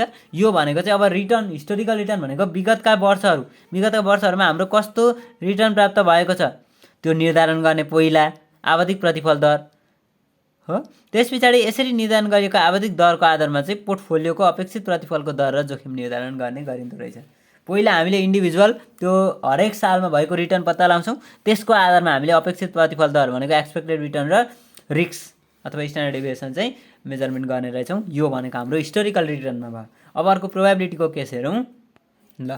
प्रोबेबिलिटीको केस भनेको सम्भाव्यता वितरणको आधारमा चाहिँ प्रोबेबिलिटी डिस्ट्रिब्युसनमा विभिन्न परिस्थितिमा सिर्जना हुन सक्ने प्रतिफल र सोका सम्भावनाहरू दिएको अवस्थामा पोर्टफोलियोको जोखिमको निर्धारण गर्दा सर्वप्रथम प्रत्येक सम्पत्तिमा गरेको लगानी अनुपातमा प्रत्येक सम्भावनाहरूका लागि संयुक्त प्रतिफलको दर निर्धारण गरिन्छ र पोर्टफोलियोको अपेक्षित प्रतिफलको दर र जोखिम निर्धारण गरिन्छ भन्यो। अब यहाँनिर बुझौँ ल। विभिन्न परिस्थितिमा सिर्जना हुन सक्ने प्रतिफल, सर्टेन कन्डिसनहरू, विभिन्न कन्डिसनहरूमा चाहिँ सिर्जना हुन सक्ने प्रतिफल भनेको रिटर्न, प्राप्त हुन सक्ने रिटर्न र सोका सम्भावनाहरू दिएको अवस्थामा। जस्तो हाम्रो यहाँनिर चाहिँ एसेट्स एमा यति यति रिटर्न प्राप्त हुन्छ, जसको प्रोबेबिलिटी चाहिँ यति यति छ, त्यो यति रिटर्न प्राप्त गर्ने यति प्रोबेबिलिटी छ भनेर हामीलाई इन्डिभिजुअल दिएको हुन्छ। त्यो अब पोर्टफोलियो जोखिम निर्धारण गर्दा त्यस्तो अवस्थामा चाहिँ हामीले पोर्टफोलियो रिस्क अथवा स्ट्यान्डर्ड डेभिएसन चाहिँ डिटरमाइन गर्दाखेरि सर्वप्रथम प्रत्येक सम्पत्तिमा गरेको लगानीको अनुपातमा प्रत्येक सम्भावनाहरूका लागि संयुक्त प्रतिफलको दर निर्धारण गरिन्छ। भनेको त्यो जुन रिटर्न प्राप्त दिएको हुन्छ र प्रोबेबिलिटी दिएको हुन्छ त्यो दुईटालाई हामीले के गर्ने भयौँ, मल्टिप्लिकेसन गर्ने भयौँ, दुईटालाई गुणन गर्ने भयौँ, संयुक्त प्रतिफलको दर निर्धारण गर्नुभयो नि त। अब त्यो दुईटालाई गुणन गरिसकिसकेपछि अनि तल जुन हाम्रो समेसन आएको हुन्छ त्यो सबैको सम चाहिँ के हुन्छ त हाम्रो एक्सपेक्टेड रिटर्न हुन्छ है। एक्सपेक्टेड रिटर्न हुने भयो। अब त्यसैको आधारमा हामीले के गर्ने भयो त जोखिम पनि निर्धारण गर्छौँ। यो हामीले न्युमेरिकल हेर्दा अझै मजाले क्लियर हुन्छौँ ल। अर्को छ determination of portfolio risk by using covariance. सविचलनको आधारमा चाहिँ पोर्टफोलियो रिस्क हामीले कसरी पत्ता लगाउने, सविचलनको आधारमा ल। सविचलनको आधारमा भनेको तिनीहरूको बिचको कोरिलेसन पनि फाइन्ड गर्नु पऱ्यो। कोरिलेसन फाइन्ड गरिसकेपछि अथवा कोभेरिएन्स फाइन्ड गरिसकेपछि कोभेरिएन्स र कोरिलेसन त्यहाँनिर एकदमै आपसमा सम्बन्धित छन् ल, कोभेरिएन्स र कोरिलेसन। अब अहिले त्यो हेरौँला। कुनै दुई सम्पत्तिहरूको प्रतिफल एक आपसमा कसरी परिवर्तन हुन्छ भन्ने कुराको जानकारी सविचलनले प्रदान गर्छ। भनेको कुनै दुई सम्पत्तिहरूको, अब हाम्रो पोर्टफोलियोको कुरा हुँदैछ, त्यहाँनिर एउटा मात्रै सम्पत्तिको चाहिँ कुरा काहीँ पनि आउँदैन है, एक वा एकभन्दा बढी सम्पत्तिको कुरा आउँछ। तिनीहरूको प्रतिफल चाहिँ एक आपसमा कसरी परिवर्तन हुन्छ नि त भन्ने कुरा चाहिँ केले जानकारी गराउँदो रहेछ, सविचलन यानि कि कोभेरिएन्सले प्रदान गर्दो रहेछ। अब कोभेरिएन्सको आधारमा पोर्टफोलियो जोखिम पत्ता लगाउन निम्न प्रक्रिया अपनाइन्छ। अब कसरी चाहिँ हामीले कोभेरिएन्सको आधारमा पोर्टफोलियो रिस्क फाइन्ड आउट गर्ने भन्ने कुरा चाहिँ सुरुमा पोर्टफोलियोमा समावेश भएका सम्पत्तिको प्रतिफल दर र प्रभाव विचलनको व्यक्तिगत रूपमा निर्धारण गर्ने। ठिक छ। पहिला सम्पत्तिहरूको प्रतिफलको दर, एक्सपेक्टेड रिटर्न पनि इन्डिभिजुअल जुन प्रोजेक्टहरू दिएका छन् ती प्रोजेक्टहरूको इन्डिभिजुअल एक्सपेक्टेड रिटर्न निकाल्ने। त्यस पछाडि इन्डिभिजुअल के गर्ने, फेरि स्ट्यान्डर्ड डेभिएसन पनि निकाल्ने। प्रभाव विचलन भनेको स्ट्यान्डर्ड डेभिएसन। त्यस पछाडि दुई सम्पत्तिहरूको प्रतिफल बिचको सहविचलन अथवा सहसम्बन्ध निर्धारण गर्ने। अब तिनीहरू बिचमा चाहिँ कस्तो सम्बन्ध छ, जस्तो मानिलिउँ हामीले यसमा चाहिँ यति प्रतिशत लगानी गऱ्यौँ, यसमा यति प्रतिशत लगानी गऱ्यौँ भनेर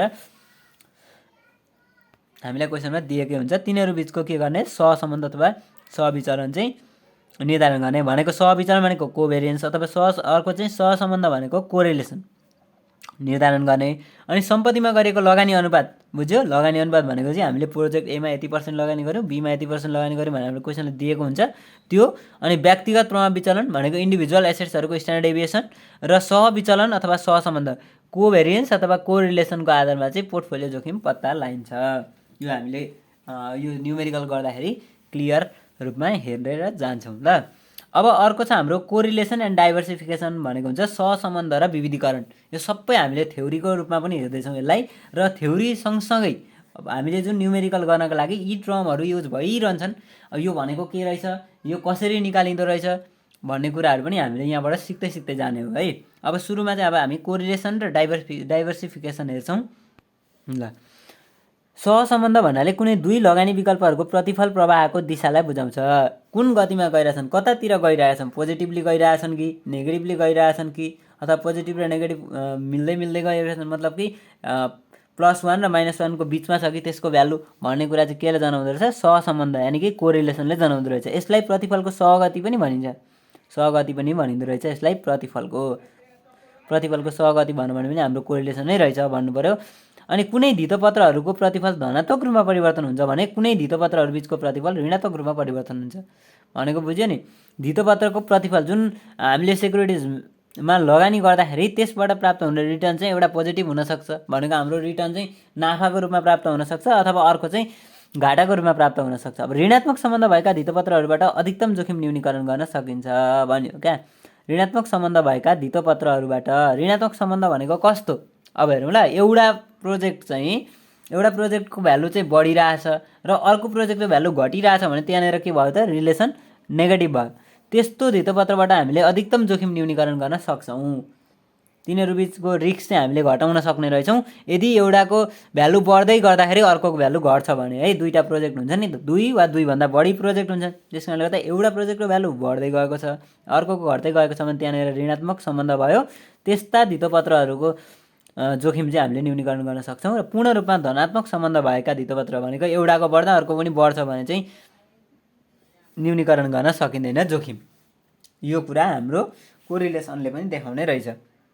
अब त्यति हेर्दै गर्दाखेरि विविधीकरण भनेको चाहिँ के हो त? डाइभर्सिफिकेसन भनेको चाहिँ अव्यवस्थित जोखिम कम गर्नलाई र त्यसैको माध्यमबाट पोर्टफोलियोको कुल जोखिम कम गर्न पोर्टफोलियोमा धितोपत्रको सङ्ख्या थप्ने प्रक्रिया के रहेछ? डाइभर्सिफिकेसन रहेछ। जुन हाम्रो जोखिम छ त्यो अव्यवस्थित जोखिमलाई कम गर्नको लागि घटाउनको लागि र जुन त्यो अव्यवस्थित जोखिम घटेको माध्यमबाट चाहिँ पोर्टफोलियोको कुल जोखिम पनि घटाउनको लागि भन्दैछ क्या। अव्यवस्थित जोखिम घटाएर पोर्टफोलियोको पनि कुल जोखिममा घटाउनको लागि पोर्टफोलियोमा धितोपत्रको सङ्ख्या थप्ने प्रक्रिया के रहेछ? डाइभर्सिफिकेसन भनेको विभिन्न एकभन्दा बढी सम्पत्तिमा लगानी गर्नु नै हाम्रो के हो? डाइभर्सिफिकेसन हो। अर्थात् जोखिम कम गर्ने उद्देश्यले दुई वा सोभन्दा बढी सम्पत्तिमा लगानी गर्नु के रहेछ? लगानी विविधीकरण रहेछ।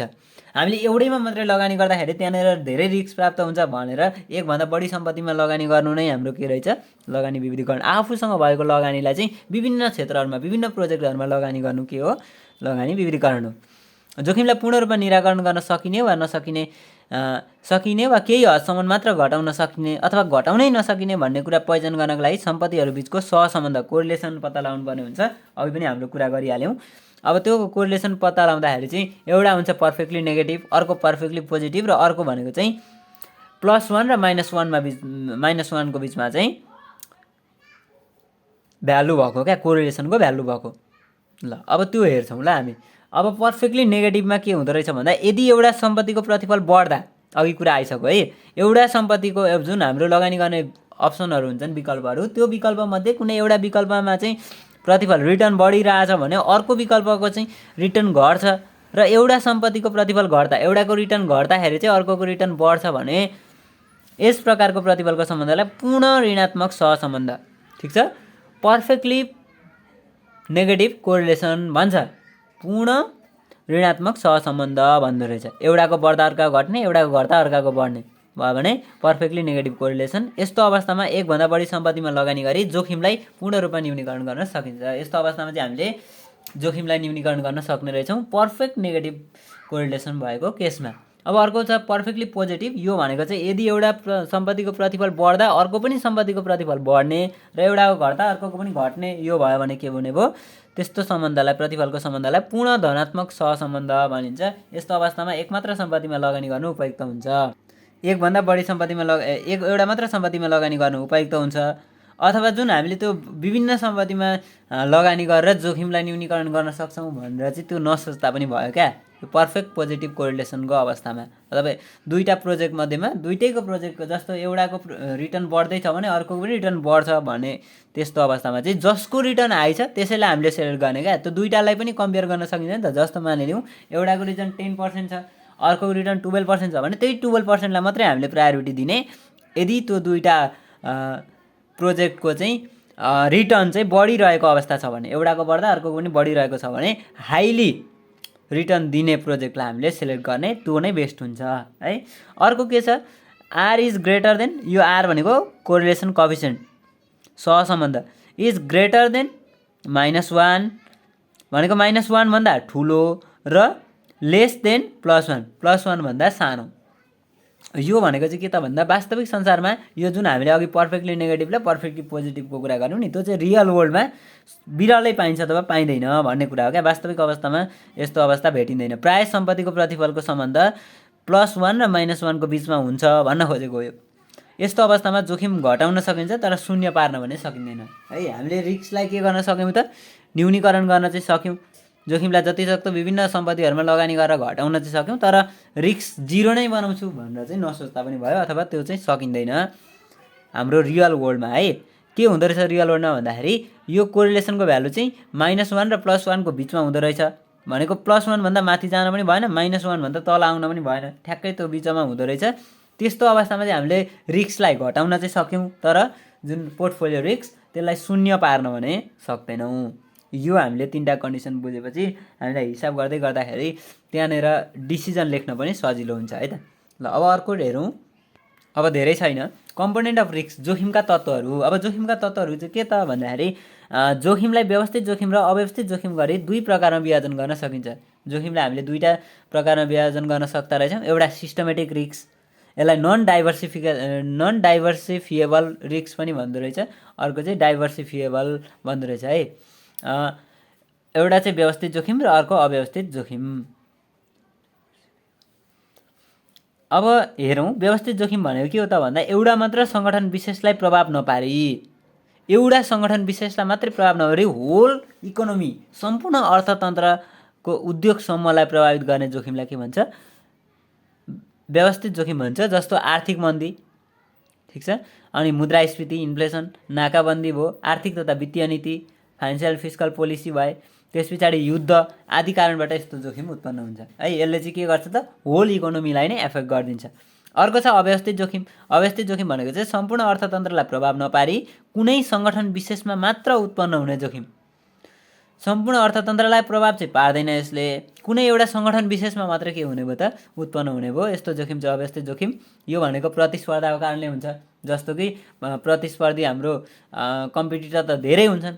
आजको युगमा प्रतिस्पर्धा नभएको त ठाउँ नै छैन। हरेक क्षेत्रमा प्रतिस्पर्धा हुन्छ। यो प्रतिस्पर्धाले गर्दाखेरि पनि के हुने भयो त, कुनै सङ्गठन विशेषमा हाम्रो जोखिम बढी क्रिएट हुने भयो, बढी सिर्जना हुने भयो, जोखिम सिर्जना हुने भयो। अर्को वस्तुको न्यून माग है, डिमान्ड नै छैन वस्तुको भने त्यसले पनि हामीलाई जोखिम सिर्जना गर्ने भयो। त्यो भनेको चाहिँ सम्पूर्ण अर्थतन्त्रलाई पार्दैन क्या, सबै वस्तुको माग न्यून हुँदैन नि त।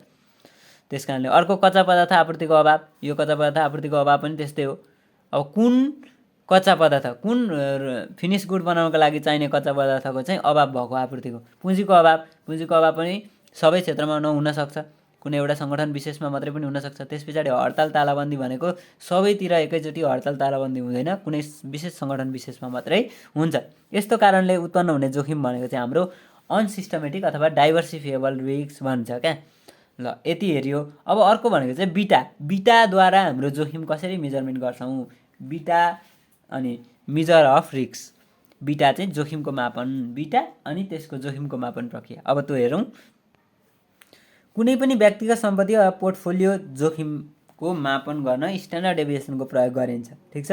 कुनै व्यक्तिगत सम्पत्ति, इन्डिभिजुअल एसेट्स, यो व्यक्तिगत सम्पत्ति भनेको कुनै एउटा व्यक्तिको सम्पत्ति भन्न खोजे होइन क्या, एउटा कुनै सर्टेन एसेट्स, इन्डिभिजुअल एसेट्स र पोर्टफोलियो भनेको विभिन्न एसेट्सहरू बजारमा प्राप्त हुने, हामीसँग अल्टरनेटिभ हुन्छ नि, ती अल्टरनेटिभहरूको रिस्क मेजरमेन्ट गर्नको लागि हामी स्ट्यान्डर्ड डेभिएसनको प्रयोग गर्छौँ।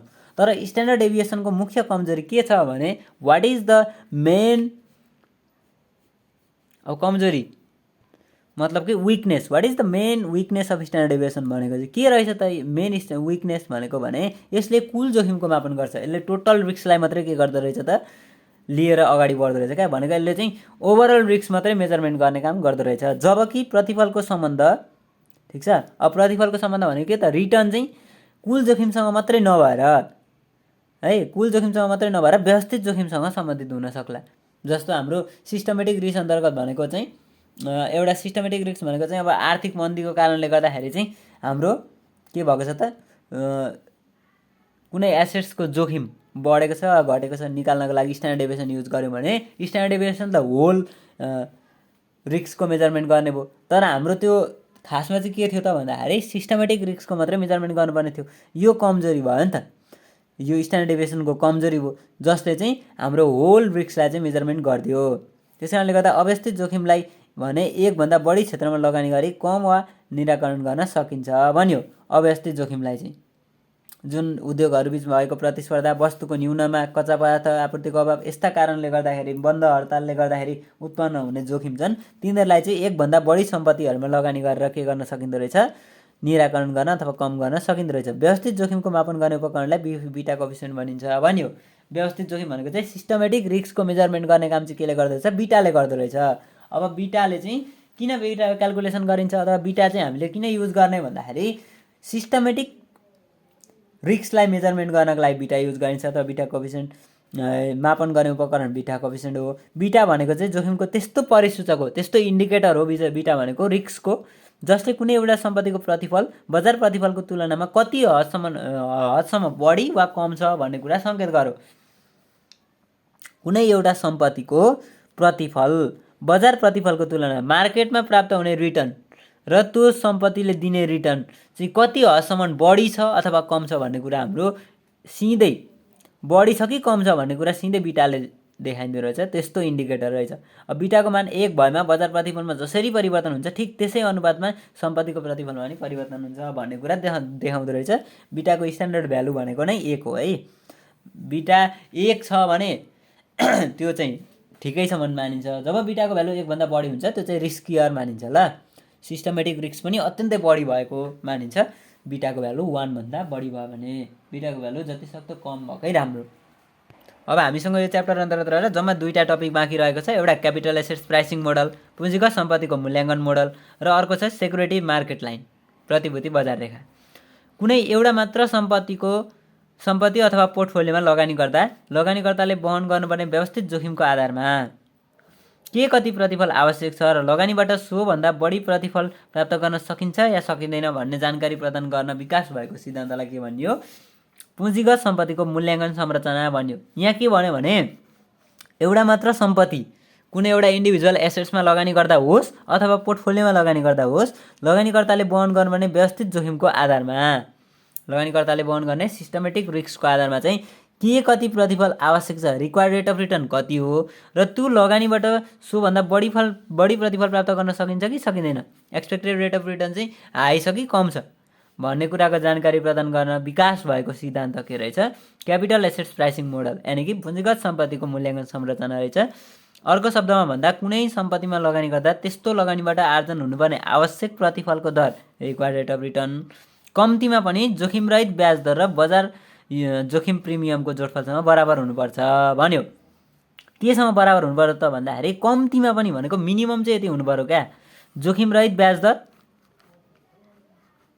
र बजार जोखिम प्रिमियमको जोडफलसँग चाहिँ बराबर भयो भने चाहिँ भन्ने जुन सिद्धान्त छ त्यो चाहिँ हाम्रो के रहेछ, क्यापिटल एसेट्स प्राइसिङ मोडल। त्योभन्दा बढी भयो भने मात्रै हामीले त्यो प्रोजेक्टलाई सेलेक्ट गर्ने भन्ने डिसिजन चाहिँ योबाट निक्लिने रहेछ है। यसमा चाहिँ रिक्वायर्ड रेट अफ रिटर्न र एक्सपेक्टेड रिटर्न अथवा रिक्वायर्ड रेट अफ रिटर्न र एभरेज रिटर्न अथवा एक्चुअल रिटर्नलाई चाहिँ कम्पेयर गर्ने गरिँदो रहेछ। अथवा यो आधारमा चाहिँ अथवा यो जुन क्यापिटल एसेट्स प्राइसिङ मोडल छ यो मोडललाई हामीले अध्ययन गरिसके पश्चात चाहिँ हाम्रो प्रोजेक्ट सेलेक्टेबल छ कि नन सेलेक्टेबल छैन भन्ने कुरा पनि हामीले डिसिजन लेख्न सक्ने रहेछौँ। रिक्वायर्ड रेट अफ रिटर्न र एक्चुअल रिटर्न चाहिँ हामीले यहाँबाट फाइन्ड गरेर अथवा तिनीहरू दुईटालाई कम्पेयर गरेर। अब सेक्युरिटी मार्केट लाइन छ, प्रतिभूति बजार रेखा, क्यापिटल एसेट्स प्राइसिङ मोडल अन्तर्गत कुनै सम्पत्तिको व्यवस्थित जोखिम र आवश्यक प्रतिफल दरको सम्बन्ध व्याख्या गर्ने रेखाचित्र। अब यही सिएपिएमलाई चाहिँ क्यापिटल एसेट्स प्राइसिङ मोडललाई चाहिँ रेखाचित्र अथवा ग्राफमा देखाइन्छ। ग्राफिकल रिप्रेजेन्टेसन अफ सिएपिएम भनेको चाहिँ के रहेछ त, सेक्युरिटी मार्केट लाइन एसएमएल रहेछ। अब यहाँ भनेको छ एसएमएल तयार गर्दा ठाडो रेखामा भनेको वाइ एक्सिस, अब कस्तो हुन्छ हाम्रो figure, x dash why dash भनेको एक्स एक्सिस र वाइ एक्सिस भयो। यो एक्स एक्सिस भयो, एक्स एक्सिसमा हामीले के राख्ने भयौँ, बिटा राख्ने अरे, बिटा, र ठाडो भनेको वाइ एक्सिसमा चाहिँ के राख्छौँ त, प्रतिफलको दर, रिटर्न राख्ने रहेछौँ। यो चाहिँ हाम्रो एसएमएल क्रिएट गर्दाखेरि एसएमएल भनेको चाहिँ के रहेछ भने सेक्युरिटी मार्केट लाइन, जुन भनेको चाहिँ क्यापिटल एसेट्स प्राइसिङ मोडल को चाहिँ ग्राफिकल रिप्रेजेन्टेसन रहेछ। ल भिडियो धेरै लामो भएको छ, तर यो कन्सेप्ट क्लास हो, त्यस कारणले गर्दा ध्यान दिएर हेरिदिनु होला। तपाईँलाई यो भिडियो कस्तो लाग्यो, मन परेमा लाइक, कमेन्ट, सब्सक्राइब अनि आफ्नो साथीहरूलाई सेयर गरिदिनु होला।